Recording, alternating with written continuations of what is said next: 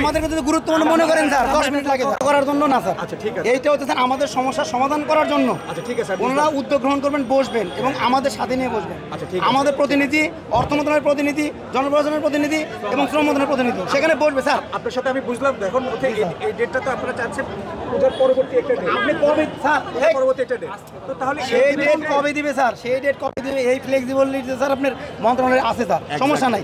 কিন্তু আমি কোনটা চাচ্ছি স্যার, সেই নোটিশটা আমাদেরকে আজকে আর 3:30টার মধ্যে আমাদেরকে দিতে হবে। আপনি কিভাবে দিবে? আপনি 10 মিনিট লাগবে স্যার, 10 মিনিট লাগে স্যার।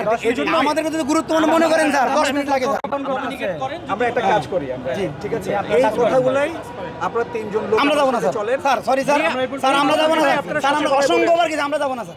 আপনারাই বলেন স্যার, স্যার আপনারাই বলেন স্যার। আজকে একবার বলেন, আরেকবার বলেন স্যার বলতে মানে কর্মসূচি ঘোষণা করা, এই কর্মসূচি ঘোষণার আগে কেন আমাদেরকে বললো না? আপনি বলে আমাদেরকে নিত, আপনি বলে আমরা তো আরো আগে ঘোষণা করছি আজকে কর্মসূচিটা আমাদের গতকালকে টাইম নিচ্ছি। আচ্ছা ধন্যবাদ। শুনেন, আপনাদের সবাইকে ধন্যবাদ।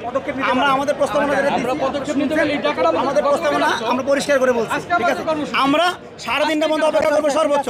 এই 3:30টার মধ্যে কোনো রেজাল্ট না হলে আমরা আমাদের যে কর্মসূচি সেগুলো আমরা আগাবো। দেশে দেশে সবার সাথে দ্য নিউজ।